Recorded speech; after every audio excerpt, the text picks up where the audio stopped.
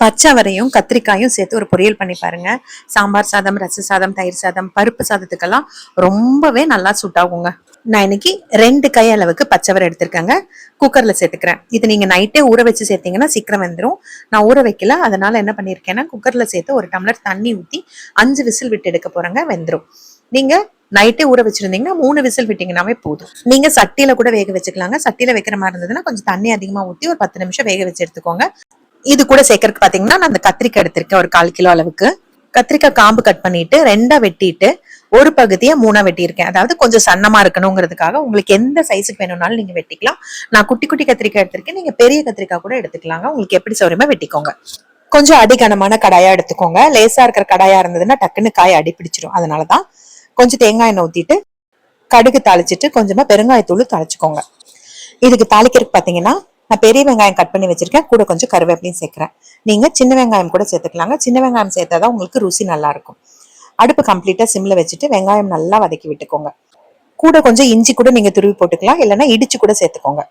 வெங்காயம் வதங்கினதுக்கு அப்புறமா பாத்தீங்கன்னா நம்ம வெட்டி வச்சிருக்க கத்திரிக்காவை உள்ள சேர்த்துடலாம். இதே நீங்க வெங்காயம் வதக்கினதுக்கு அப்புறமா மொச்சை நீங்க வேக வைக்காம வச்சிருந்தீங்கன்னா உள்ள போட்டு கொஞ்சம் தண்ணி ஊத்தி வேக வச்சுட்டு அதுக்கப்புறமா மொச்சை வெந்ததுக்கு அப்புறம் இந்த கத்திரிக்காயை போட்டும் பண்ணலாங்க. நான் மொச்சையை தனியா வேக வச்சு பண்ணியிருக்கேன். இந்த அஞ்சரை பெட்டியில இருக்கும் பாருங்க, ஒரு சின்ன ஸ்பூன், அதுல 1 ஸ்பூன் அளவுக்கு மிளகாய் தூள். நார்மல் ஸ்பூனா இருந்ததுன்னா 1/4 ஸ்பூன் போதும். கொஞ்சம் மஞ்சத்தூள், 1/4 ஸ்பூன் அளவுக்கு உப்பு தான் சேர்த்திருக்காங்க. நல்லா கலந்து விட்டுக்கோங்க. இந்த உப்பு காரம் பாத்தீங்கன்னா மொச்சைக்கும் சேர்த்துதான், அதுக்கும் சேர்த்துதான் சேர்த்திருக்கேன். நான் பச்சைவரை குக்கர்ல வேக வைக்கும் போது உப்பு சேர்க்கலங்க. பச்சைவரைன்னு சொல்லலாம், மொச்சைன்னு சொல்லலாம்.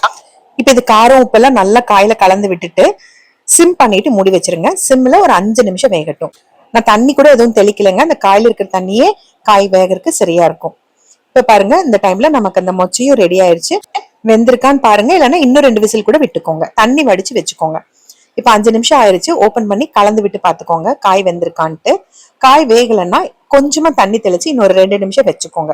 5 நிமிஷம் அப்படியே மூடி வச்சு விட்டுறாதீங்க. நடுவில் ஒரு தடவை எடுத்து கலந்து விடணும்.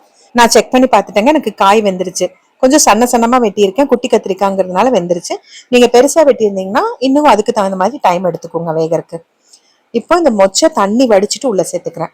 நம்ம சுண்டல் எல்லாம் வேக வைக்கும் போது தண்ணியை வடிச்சிட்டு தானே தாளிக்கிறோம், அது மாதிரி இந்த தண்ணியை வடிச்சிட்டு தான் நான் தாளிக்கிறேன்.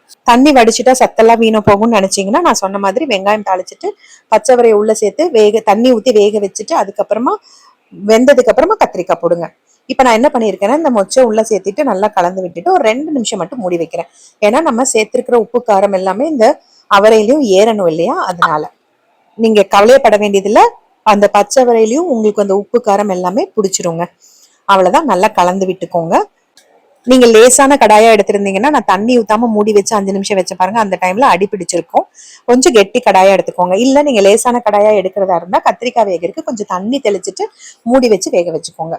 நான் இப்ப அடுப்பை ஆஃப் பண்ணிட்டு தேங்காய் துருவல் சேர்த்துட்டு நல்லா மிக்ஸ் பண்ணிக்கலாம். அவ்வளவுதாங்க, பொரியல் சூப்பரா ரெடி ஆயிருச்சு. இது நான் பச்சை வரையில பண்ணிருக்கேங்க. நீங்க காஞ்ச வரையில கூட இதே மாதிரி பண்ணலாம். ஆனா காஞ்ச வரையா இருந்ததுன்னா கண்டிப்பா நைட் ஊற வைக்கணும், 8 மணி நேரம் ஊற வைக்கணும். அது போக நீங்க குக்கர்ல தான் வேக வைக்கணும். குக்கர்ல வேக வைக்கும் போது ஒரு 7ல இருந்து 8 விசில் கூட விடணுங்க. மொச்சையும் கத்திரிக்காயும் போட்டு அரைச்சு விட்டு குழம்பு வைப்பாங்க, அது ரொம்ப நல்லா இருக்கும். பொரியலும் ஒரு தடவை ட்ரை பண்ணுங்க.